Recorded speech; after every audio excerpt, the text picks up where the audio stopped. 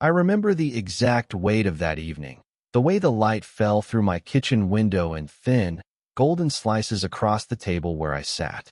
It was the kind of ordinary Tuesday that should have dissolved into memory without a trace, but instead it became the fault line that split my life into before and after. The message glowed on my phone screen, and I couldn't stop reading it. I had memorized every word, every punctuation mark, the way the letters seemed to pulse with something I wasn't ready to name. Nathaniel had written it an hour ago, maybe two. Time felt different now, elastic and strange. "I'm not curious," he had said, "but maybe you could show me." 7 words that unraveled 20 years of careful construction.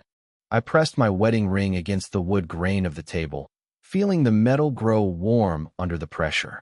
The ring had lived on my finger for so long it had carved its own groove into my skin, a permanent reminder of promises made in a different version of myself.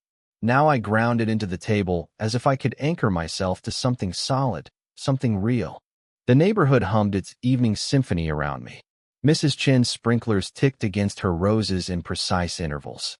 Someone was grilling hamburgers 3 houses down, and the smoke drifted through my open window with a sweetness that felt almost mocking. A dog barked once, then settled. Life continued its predictable rhythm, oblivious to the way my world had tilted off its axis. Clara would be home in an hour.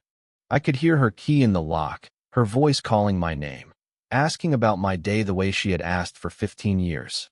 I could see myself answering the same way I always did, with half-truths wrapped in normalcy. "How was work?" "Fine." "What should we do for dinner?" "Whatever you want." The script we had perfected through repetition. But now there was this message, this impossible invitation from the man who had been my closest friend since college, who knew me better than anyone, and yet not at all. Nathaniel, who had always existed in the margins of my carefully ordered life, who came to our dinner parties and laughed at Clara's jokes and played catch with the kids in our backyard. Nathaniel, who had looked at me differently last week when we shared a beer on his porch, something shifting in his eyes that I pretended not to notice. "I'm not curious," he had written, as if the denial could make it safe, could give us both an escape route. "But maybe you could show me." The contradiction lived in those words, the want dressed up as casual interest, the desire he couldn't quite admit to wanting. I set the phone face down and stared at my reflection in the dark window. 43 years old, graying at the temples, wearing the same navy button-down I had worn to 100 client meetings. I looked like every other suburban father on my street, indistinguishable and safe. But something was clawing its way up from deep inside me, something I had buried so thoroughly I had almost convinced myself it never existed.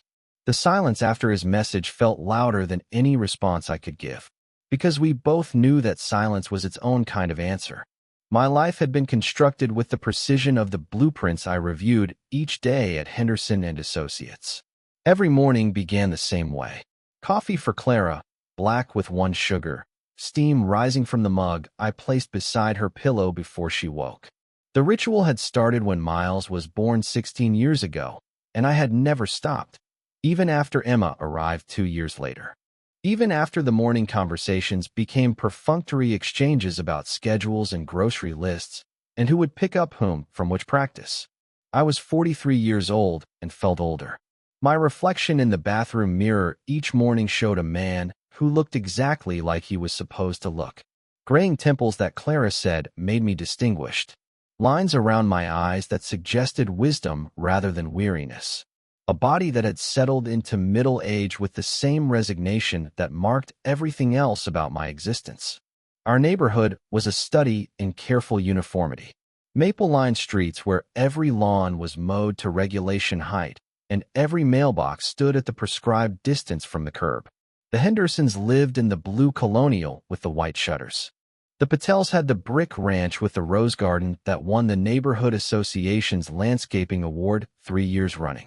We lived in the 2-story Craftsman with the wraparound porch that Clara had fallen in love with the moment we pulled into the driveway 15 years ago. The walls inside our house told the story we wanted people to see. Wedding photos from that perfect October afternoon when we were 28 and believed that love was simple and lasting. Vacation pictures from Disney World, from Yellowstone, from that awful week in Myrtle Beach when Miles was 12 and Emma was 10, and they fought in the back seat for 8 hours straight. School portraits with forced smiles and carefully combed hair. Miles in his baseball uniform. Emma at her piano recital. A family assembled from moments that looked better in photographs than they had felt in real life. Work provided its own kind of sanctuary. At the architecture firm, I could lose myself in the mathematics of load-bearing walls and the poetry of natural light. I spent my days translating other people's dreams into structural reality, sketching houses for families who still believed in forever, young couples who held hands across my desk and described the kitchen where they would cook meals together, the bedroom where they would raise their children, the porch where they would grow old together. I envied them their certainty. Miles was 16 now, all elbows and attitude and mysterious text messages that made him smile in ways I didn't recognize. Emma, at 14, had inherited Clara's sharp wit and my tendency toward introspection, though she wielded both with teenage precision. They moved through our house like polite strangers, acknowledging my presence with the kind of measured affection that suggested obligation more than genuine connection. I told myself this was normal, that all fathers watch their children drift away with a combination of pride and bewilderment, that the distance I felt from my own family was simply the natural evolution of parenthood. But then there was Nathaniel. He had been part of our lives for so long that I sometimes forgot he hadn't always been there. College roommates who became best friends who became something I couldn't quite name. He was the extra chair at our dinner table, the uncle who wasn't quite family but closer than most relatives. Miles and Emma adored him in ways they had never quite adored me, drawn to his easy laughter and his ability to remember every story they told him. Nathaniel was everything I wasn't. Loud where I was quiet. Adventurous where I was cautious. He traveled for work, selling something that required him to be charming and persuasive, qualities that had made him popular in college and successful in life. He dated sporadically, relationships that burned bright and brief, leaving behind stories he would tell over beers on my back porch. Our friendship had always carried an intensity that I couldn't explain to Clara when she occasionally asked why I spent so much time with him. Late-night conversations that stretched until dawn, philosophical discussions about books and movies, and the meaning of existence that felt too important to abandon for sleep. He would show up at my office on slow Friday afternoons and convince me to leave early for a drink. He remembered my birthday better than my own children did. There had always been moments, glances that lasted longer than they should have, his hand on my shoulder that lingered just past the boundary of casual friendship. The way he looked at me sometimes, like he was trying to solve a puzzle he couldn't quite see clearly. In college, I had told myself these moments meant nothing. Boys being boys, the casual intimacy of youth that would fade with time and responsibility. When I met Clara junior year, beautiful and smart, and everything a man was supposed to want, I had thrown myself into that relationship with the relief of someone who had found a socially acceptable answer to questions he didn't want to ask. I married Clara because I loved her, but also because marrying her made sense. Because it allowed me to file away the parts of myself that felt dangerous and unpredictable. Because it gave me a script to follow, a role to play that everyone understood and approved of. Nathaniel had been my best man. He had made a toast that made everyone laugh and made Clara cry happy tears. He had danced with my mother and charmed my father and fit seamlessly into the wedding album like he belonged there. For 20 years, I had convinced myself that whatever I had felt for him was a phase, a confusion, something that young men experienced and mature men outgrew. I had buried those feelings so deep that I almost believed they had never existed at all. Until that message changed everything. It started innocently enough, the way most disasters do. Nathaniel had been gone for 3 weeks, somewhere in Eastern Europe for work, sending occasional photos of cobblestone streets and medieval cathedrals that made our suburban existence feel impossibly small. When he returned, jet-lagged and full of stories, he called me at the office on a Thursday afternoon. "Come over tonight," he said. "I have a bottle of something that probably shouldn't have made it through customs, and I need to tell someone about Prague before I forget how beautiful it was." Clara was taking Emma to a sleepover and Miles was at his friend Jackson's house, so I found myself free in the way that rarely happened anymore. I told Clara I would be home by 10, kissed her cheek, and drove the familiar 6 blocks to Nathaniel's house with a lightness I hadn't felt in months. His place was everything mine wasn't. Where our house spoke in careful whispers of family responsibility and mortgage payments, Nathaniel's cottage shouted with mismatched furniture and books stacked in precarious towers and artwork he had collected from trips I envied. The front porch wrapped around 2 sides of the house, furnished with wicker chairs that had seen better decades and a wooden table scarred by years of beer bottles and coffee mugs. He greeted me with the kind of hug that lasted longer than friendship strictly required, and I found myself breathing in the scent of his cologne mixed with something that might have been airplane air and foreign cigarettes. He looked good, tanned in a way that suggested he had spent time walking through European streets instead of sitting in conference rooms.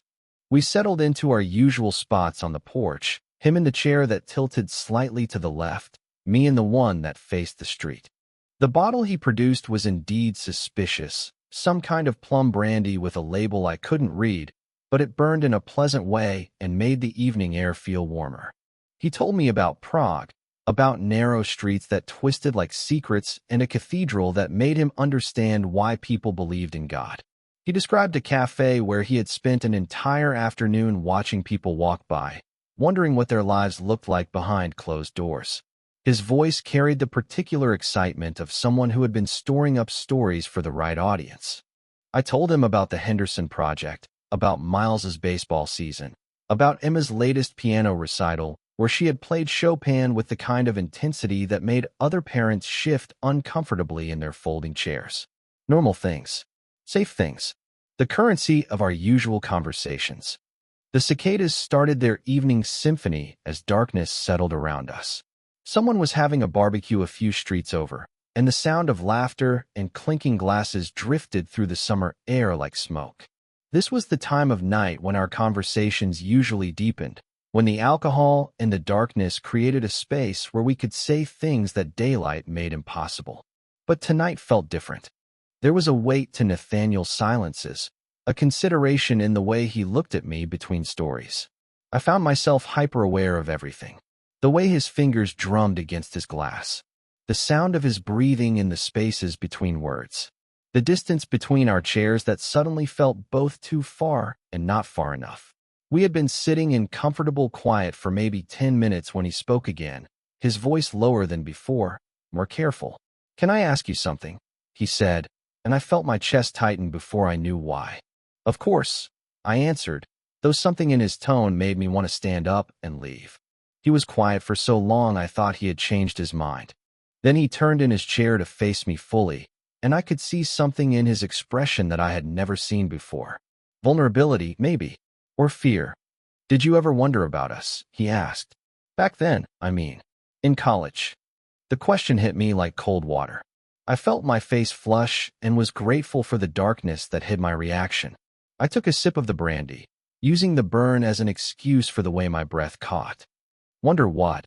I said, though we both knew exactly what he meant. "You know what I mean," he said, and his voice was almost a whisper now. "Those nights when we would talk until sunrise. The way we used to look at each other. That time at the party when everyone else had gone to bed, and we ended up on the couch together, talking about nothing, sitting so close I could feel you breathing." I remembered that night. I had never forgotten it, though I had spent 20 years trying to convince myself it had meant nothing. "We were just kids," I said. "Everyone's confused in college." "Were we?" he asked. "Were you confused, or were you just scared?" The question hung in the air between us like something alive and dangerous. I could hear my heartbeat in my ears, could feel sweat forming at the base of my neck despite the evening breeze. "I don't know what you want me to say," I told him, which was both true and completely false. "I don't want you to say anything," he said. "I just wanted to know if I was the only one who remembered." I finished my drink and stood up, suddenly desperate to be anywhere else. The evening that had felt so comfortable moments before now felt like a trap, every word a potential landmine. "I should probably head home," I said. "Clara will wonder where I am." He nodded, but didn't stand up. "Of course," he said. Julian, I'm sorry. I shouldn't have asked. It's fine, I said, though nothing about it felt fine. We're good. But as I drove home through the familiar streets, past houses where people were settling into their evening routines, I knew that nothing would ever be the same between us. 3 days later, the message arrived. The message had been sitting in my phone for 6 days, and I still couldn't bring myself to delete it. I had memorized every character, every pause, the way Nathaniel's uncertainty bled through the screen in those careful words. I'm not curious, but maybe you could show me. I carried it with me like a stone in my chest, heavy and warm and impossible to ignore. Everything felt different after that night on his porch, after his question about college, after the 3 days of silence that followed before his message arrived. The world looked the same, but I moved through it like I was wearing someone else's skin. My morning coffee tasted like ash. The familiar weight of my wedding ring felt foreign, almost accusatory. Clara noticed, of course. She had always been observant, attuned to the subtle shifts in mood that came with 15 years of marriage. At breakfast, she would catch me staring at nothing and ask if I was feeling all right.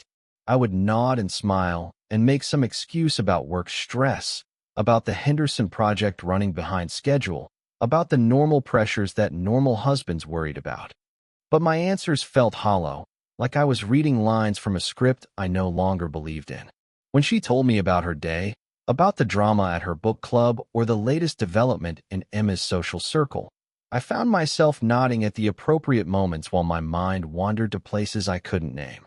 Her voice seemed to reach me from a great distance, muffled by the weight of everything I wasn't saying.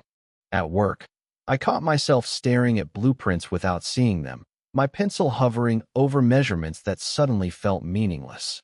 The young couples who came to discuss their dream homes began to irritate me with their easy certainty, their unquestioned faith in forever. I wanted to ask them if they were sure, if they had ever felt like they were living someone else's life, if they had ever looked in the mirror and wondered who was looking back. Nathaniel and I began a careful dance around each other. We still texted, but the messages felt different now, loaded with subtext that neither of us acknowledged directly. When he suggested grabbing a beer, I found excuses.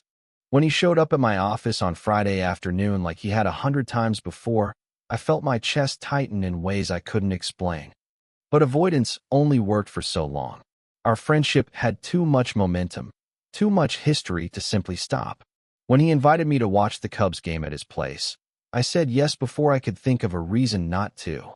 I told Clara I would be home by 10, kissed her cheek with lips that felt like they belonged to someone else, and drove to Nathaniel's house with my hands trembling slightly on the steering wheel. The baseball game provided a comfortable buffer, something to focus on that wasn't the way he looked at me when he thought I wasn't paying attention, or the way my pulse quickened when he handed me a beer and our fingers brushed. We sat on his couch, the same piece of furniture where we had spent countless evenings over the years, but now I was hyper-aware of every inch between us, every shift in his posture. The Cubs were losing badly, and somewhere around the 7th inning, our conversation drifted away from baseball towards safer topics. Work, the weather, Miles's chances of making varsity next year. Normal things that felt increasingly abnormal in the charged atmosphere that seemed to surround us whenever we were alone together. He was telling me about a client who wanted to build a house shaped like a pyramid when I noticed he had moved closer. Not obviously, not in any way I could point to and say there, that's inappropriate. But our knees were almost touching now, and I could smell his cologne mixed with the faint scent of laundry detergent that meant he had changed clothes before I arrived. I should have moved away, should have found an excuse to sit in the chair across the room, or suggested we move to the kitchen, or remembered that I was a married man with children and responsibilities and no business sitting this close to someone who made me feel like my chest was full of electricity. Instead, I stayed exactly where I was. When the game went to commercial, he turned to face me more fully, and I could see something in his expression that made my mouth go dry. It was the same look he had given me that night on his porch, vulnerable and determined and slightly afraid. "I just want to understand what you mean," he said, his voice barely above a whisper.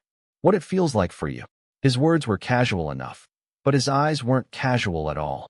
They were serious and searching and full of questions I couldn't answer without destroying everything I had built over the past 20 years. "I don't know what you mean," I said, though we both knew I was lying. "Yes, you do," he said, and he was right. The silence stretched between us, heavy with possibility and consequence. On the television, the Cubs rallied briefly in the ninth inning, but I wasn't watching anymore. I was looking at Nathaniel, really looking at him, maybe for the first time in years. I saw the boy I had known in college, but also the man he had become. I saw the way his hair had started to gray at the temples, the laugh lines around his eyes, the hands that gestured when he talked about things he cared about. I saw my best friend, my closest companion, the person who knew me better than anyone except for the parts of myself I had never let him see. But mostly, I saw someone who was looking at me like I was the answer to a question he had been asking his whole life. The game ended. The Cubs lost. The credits rolled, and still we sat there in the lamplight of his living room, not touching but close enough that I could feel the warmth radiating from his body. "I should go," I said, though I made no move to leave. "You should," he agreed, but his voice suggested the opposite. For the first time in years, something inside me felt fully awake, restless and dangerous and utterly alive. I was 43 years old, and I was finally beginning to understand what it meant to want something with my whole being. Consequences be damned. I didn't leave until nearly midnight, and when I finally did, both of us knew that everything was about to change. Clara left for her sister's weekend retreat on Friday afternoon, kissing my forehead in that absent way that had become our standard farewell. The house felt different the moment her car pulled out of the driveway, larger somehow, as if the walls had exhaled and settled into a different shape. Miles was sleeping over at Jackson's house, and Emma was at her friend Sarah's birthday party, which meant I had the house to myself for the first time in months. I should have felt relieved. Instead, I felt unmoored, like a boat that had broken free of its anchor. I moved through the evening rituals mechanically. Leftover Chinese food eaten standing at the kitchen counter. A beer that tasted flat and warm despite being ice cold. The 10 o'clock news that told me about disasters in other places, problems that belonged to other people. By 11, I was lying in bed staring at the ceiling, listening to the house settle around me. Our bedroom felt too big without Clara's presence, too quiet without her gentle snoring and the rustle of pages when she read her mystery novels before sleep. The digital clock on her nightstand glowed red numbers that seemed to mock my wakefulness. When the doorbell rang at 11:37, I knew who it was before I reached the front door.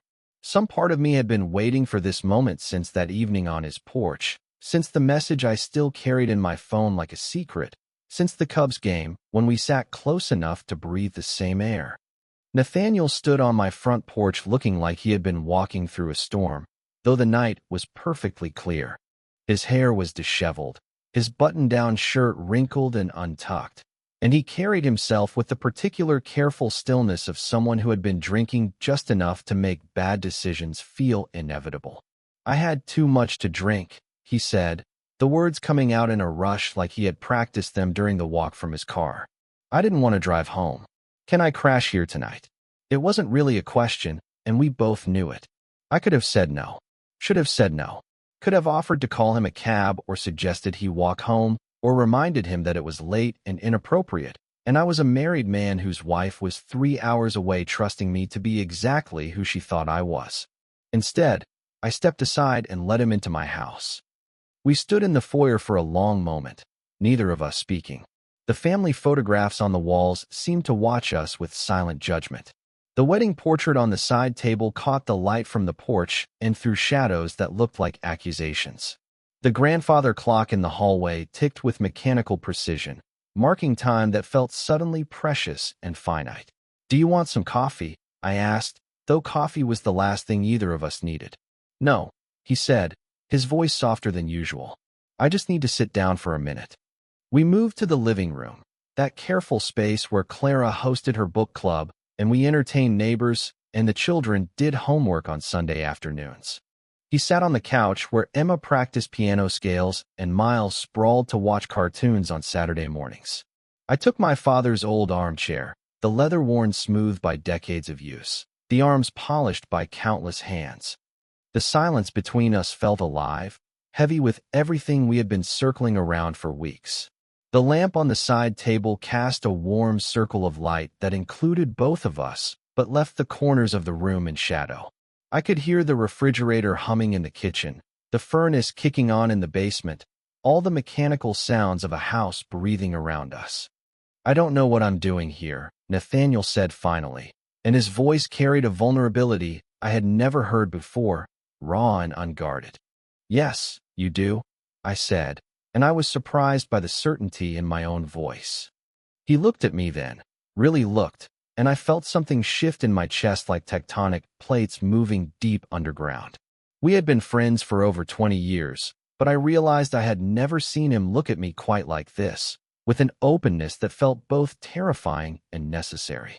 "I keep thinking about that night," he said, "when I asked you about college. About us." I nodded, not trusting my voice. "You never answered," he continued. "Not really. What did you want me to say?" I asked. "The truth," he said simply. The word hung in the air between us like a challenge. Truth was a luxury I had learned to live without, a commodity I had traded away piece by piece in exchange for safety and respectability and the kind of life that looked good in Christmas cards. I thought about Clara, sleeping peacefully in a mountain cabin, trusting me with her absence. I thought about Miles and Emma, secure in their beds at their friends' houses, never doubting that their father was exactly who they believed him to be. I thought about the life I had built with such careful precision, each choice designed to create distance between who I was and who I sometimes wondered I might have been. "The truth," I said, tasting the word like something foreign, "is that I've been hiding from myself for so long I'm not sure I remember what I was hiding from." Nathaniel leaned forward, his elbows on his knees, and I could see the boy I had known in college, the one who stayed up until dawn reading poetry and asking questions that had no easy answers. But there was something else there now, something that decades of careful friendship had both concealed and nurtured. "I don't know what I want," he said, his voice barely above a whisper, "but I know it's with you." The confession settled in the room like something physical, taking up space, changing the composition of the air we breathed. I felt terror and relief in equal measure, the simultaneous urge to flee and to finally stop running from something I had been carrying my entire adult life. I stood up from my father's chair and crossed to the couch, sitting beside him in the space where Clara usually curled up with her magazines and her cup of tea. The proximity felt both natural and forbidden, like something I had been unconsciously preparing for without realizing it.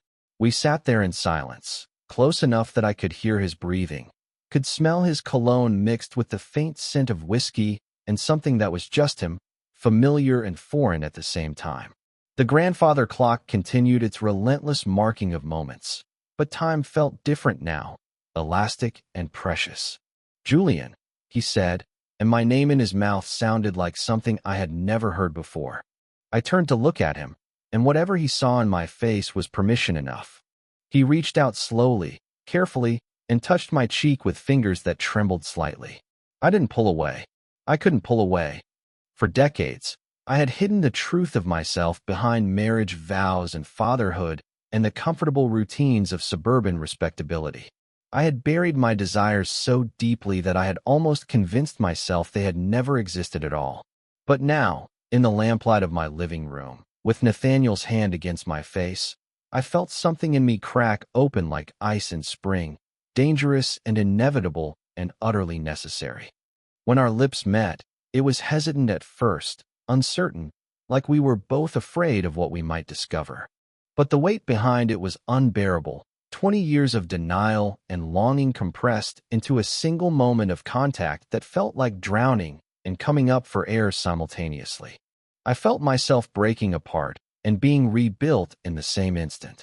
Everything I thought I knew about myself, about what I wanted, about who I was supposed to be, rearranged itself in the space between one heartbeat and the next. When we finally pulled apart, I could taste something like grief on my tongue, though I wasn't sure if I was mourning the life I was leaving behind or celebrating the one I was finally brave enough to want. Neither of us spoke. There were no words for what had just happened, no language adequate for the way everything had changed in the span of a breath. The house continued its quiet breathing around us, unaware that inside its walls, two men had finally stopped pretending to be something they were not. The days after felt like walking underwater. Everything moved slower, sounded different, required more effort than it should have. I woke up Sunday morning with Nathaniel's scent still on my clothes, still tasting the ghost of whiskey and possibility on my lips, and I knew that nothing would ever be simple again. Clara returned from her sister's retreat, glowing with the particular satisfaction that came from a weekend of wine and gossip, and the kind of intimate conversations that women seem to navigate so effortlessly. She kissed my cheek at the kitchen door and told me about hiking trails and a spa treatment that made her skin feel like silk, and I nodded and smiled and felt like I was watching her through bulletproof glass. "How was your weekend?" she asked, unpacking her overnight bag with the efficient movements of someone who had been married long enough to have systems for everything. "Quiet," I said, which was both true and utterly inadequate. "I watched baseball." Nathaniel came by. She paused in her folding, a small smile playing at the corners of her mouth. "Did you boys solve all the world's problems?" "Something like that," I said. The lie sat in my throat like a stone, but I swallowed it along with my coffee and went through the motions of Sunday morning, reading the paper while she made pancakes, asking about her sister's divorce, about the book she was reading, about her plans for the week ahead. All the comfortable rituals of marriage that now felt like performance art. Miles came home around noon, full of stories about Jackson's new gaming system and complaints about having to be back so early. Emma returned from her sleepover with paint under her fingernails and the particular exhaustion that came from staying up too late talking about boys and dreams and the unfairness of having parents who didn't understand anything. I looked at them across our kitchen table, these people who shared my name and my address and 15 years of accumulated history, and felt like I was seeing them from a great distance. They belonged to the version of me that had existed before Friday night, before Nathaniel's hand on my face, before I learned what it felt like to want something with every cell in my body. At work Monday morning, I found myself staring at blueprints without seeing them, my pencil hovering over measurements that suddenly felt meaningless. When Janet from reception asked if I was feeling all right, I blamed it on allergies, on lack of sleep, on anything except the truth that was eating me alive from the inside. My phone buzzed with messages from Nathaniel throughout the day, but I couldn't bring myself to read them. I could see the preview of the first few words, enough to know they were full of the same confusion and longing that was tearing me apart, but opening them would make everything real in a way I wasn't prepared to handle. By Wednesday, I had read them all. "I can't stop thinking about Friday night," he had written. "I don't know what this means, but I know I can't pretend it didn't happen." Another message, sent at 2 in the morning. "I'm scared, Julian, but I'm more scared of going back to the way things were." And then, simply, "When can I see you again?" I didn't answer. I couldn't answer, because answering would mean choosing, and choosing would mean destroying everything I had built over the past 20 years. It would mean telling Clara that our marriage was a lie, that I had been using her as camouflage for a truth I was too cowardly to face. It would mean watching my children's faces when they realized their father wasn't the man they thought he was. But not answering was its own kind of torture. I moved through my days like a sleepwalker, going through the motions of being a husband and father while feeling increasingly disconnected from both roles. Clara began to ask if I was feeling well, if something was bothering me at work, if I wanted to talk about whatever was making me so distant. "I'm fine," I would tell her, and the lie became heavier each time I spoke it. Thursday evening, she cornered me in our bedroom while I was pretending to read a magazine. She sat on the edge of the bed and looked at me with the kind of direct attention that had first attracted me to her in college. "Julian," she said, "something is wrong. You've been different all week. Distant. Like you're somewhere else entirely." I lowered the magazine and met her eyes, those green eyes that had looked at me with love and trust for 15 years, and I felt something break inside my chest. "I don't know what you mean," I said, though we both knew I was lying. "Yes, you do," she said, and her voice was gentle but firm. We've been married too long for me not to notice when you're hiding something. The word hiding hit me like a physical blow. I had been hiding for so long it had become second nature, as automatic as breathing. Hiding from her, from my children, from myself most of all. But Friday night had stripped away all my careful defenses, left me raw and exposed, and utterly unable to pretend anymore. I sat on the edge of our bed, in the room where we had made love and fought and planned our future and raised our children, and I knew that I couldn't live split in two any longer. I couldn't keep carrying this secret like a tumor, letting it poison everything I touched. "Clara," I said, and my voice sounded strange to my own ears. "We need to talk." Something in my tone must have frightened her, because her face went very still. She moved closer to me on the bed, her hand reaching out to touch my arm, and I felt the warmth of her skin like a reproach. "What is it?" she asked. "Julian, you're scaring me." I stood up and walked to the window, looking out at our neighborhood with its neat lawns and predictable rhythms. The Hendersons were grilling dinner on their back patio. The Patels were working in their prize-winning garden. Normal people living normal lives, unencumbered by the kind of truth that was about to explode my world into pieces. "There are things about me you don't know," I said without turning around. "Things I've been hiding for a very long time." "What kind of things?" she asked, and I could hear the fear creeping into her voice. I turned to face her. This woman who had loved me faithfully for 15 years, who had given me children and a home and the kind of life that was supposed to be enough. She looked smaller somehow, sitting on our bed in her reading glasses and favorite sweater, and I realized that what I was about to say would change her life as completely as it was changing mine. "I can't do this anymore, Clara," I said. "I can't keep pretending to be someone I'm not." Her face went very white. "Julian, what are you saying?" I walked back to the bed and sat down across from her, close enough to touch, but feeling miles away. Slowly, carefully, I slid my wedding ring off my finger and placed it on the nightstand between us. The soft click it made against the wood sounded like the end of everything. "I'm saying that I've been living a lie," I said. "That you deserve someone who can love you the way you deserve to be loved, and I'm not that person. I never was." She stared at the ring sitting on the nightstand, then at my naked finger, then at my face. I watched her try to process what I was saying, watched her entire world rearrange itself in the space of a few seconds. "Is there someone else?" she asked, her voice barely above a whisper. "Yes," I said, and the word felt like stepping off a cliff. "But not the way you think." She was quiet for a long time, her hands folded in her lap, her breathing careful and controlled. When she finally spoke, her voice was steady but brittle. "How long?" she asked. "Forever," I said. "Since before I met you. Since college. Since I was young enough to think I could hide from who I really was." The silence in our bedroom was absolute. I could hear the grandfather clock downstairs marking time, could hear Miles playing music in his room, could hear Emma laughing on the phone with one of her friends. The sounds of a family continuing its normal rhythms while everything that held it together crumbled in the space between confession and consequence. Clara looked at me with eyes that held 15 years of shared history, and I saw the exact moment when she understood what I was telling her. Not just that I was leaving, but who I was leaving for. Not just that our marriage was over, but that it had never been what she thought it was. "Oh, Julian," she said, and her voice broke on my name like her heart was breaking with it. The cost of truth hung in the room between us, heavy and inescapable, and I knew that there was no going back from this moment. No way to unknow what we both now knew about the life we had built on a foundation of my silence. The days that followed moved with the strange, surreal quality of a life being dismantled in slow motion.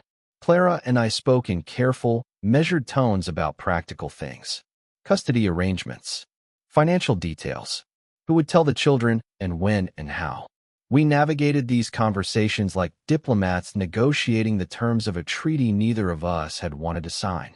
She moved into the guest bedroom the night I told her the truth, and the house rearranged itself around our new geography of avoidance. We became polite strangers, sharing coffee in the morning, coordinating schedules with the efficiency of business partners. Miles and Emma sensed the change immediately, the way children always do, but they attributed it to the normal ebb and flow of parental moods rather than the complete restructuring of everything they had ever known about their family. I couldn't bring myself to answer Nathaniel's messages. His words sat in my phone like small explosions waiting to happen, each notification a reminder of the choice I had made and the choice I was still too afraid to fully embrace. He had started it all with his question on the porch, his impossible message, his late-night appearance at my door. But I was the one who had to live with the aftermath, who had to watch my marriage dissolve like sugar in rain. 2 weeks after the conversation that ended everything, I found myself driving through the familiar streets of my neighborhood as evening settled around the carefully manicured houses. I had told Clara I was going to the office to finish some paperwork, but instead I drove the 6 blocks to Nathaniel's cottage, the same route I had traveled hundreds of times over the years for barbecues and birthday parties and ordinary Tuesday nights that now felt like they had belonged to someone else entirely. I parked across the street and sat in my car, engine off, watching the warm light spill from his front windows. I could see his shadow moving through the rooms, probably making dinner for one, probably checking his phone for messages I hadn't sent.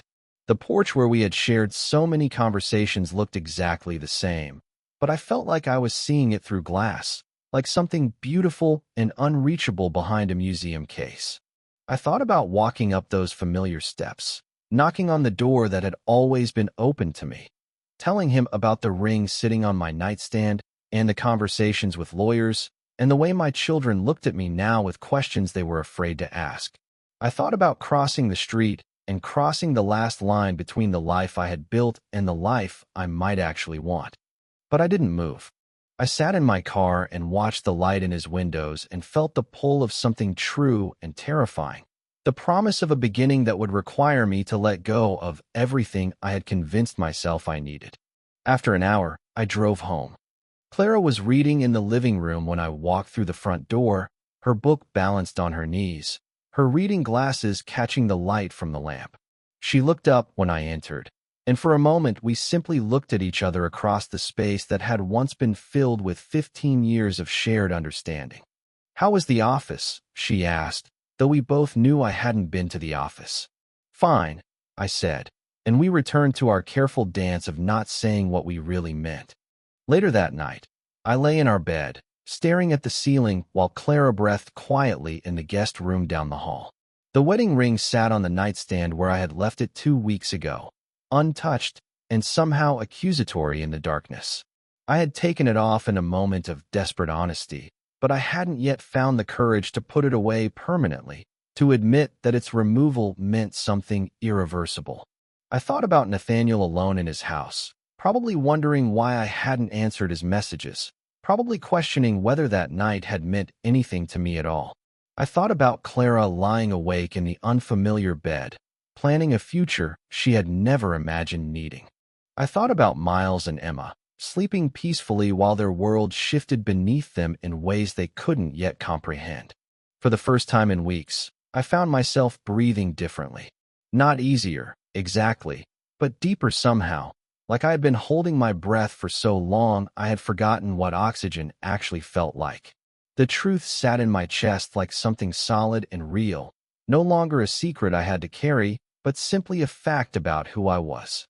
I was 43 years old, and I was finally beginning to understand the difference between the life I had built and the life I actually wanted. I was a man who had loved a woman faithfully but not completely, who had raised children with devotion but from behind a wall of my own construction, who had spent decades perfecting the art of being someone I wasn't. The ending wasn't triumph or freedom or any of the dramatic emotions I had imagined might accompany such a revelation. Instead, it was simply stillness. A quiet acknowledgement that some truths take decades to surface, and that admitting them doesn't solve anything immediately, but makes solving them possible for the first time. I closed my eyes and breathed in the darkness of my bedroom, in the house where I had played the role of husband and father with such careful dedication, and I felt something like peace settle into my bones. Not the peace of resolution, but the peace of finally stopping the exhausting work of pretending to be someone else. Tomorrow, I would have to tell my children why their parents were sleeping in different rooms. Tomorrow, I would have to figure out how to untangle a life built on 20 years of careful construction. Tomorrow, I would have to decide whether I was brave enough to walk across the street and knock on Nathaniel's door and admit that some kinds of love are worth the cost of everything else. But tonight, for the first time in decades, I breathed like a man who knew exactly who he was, even if he wasn't yet sure what he was going to do about it.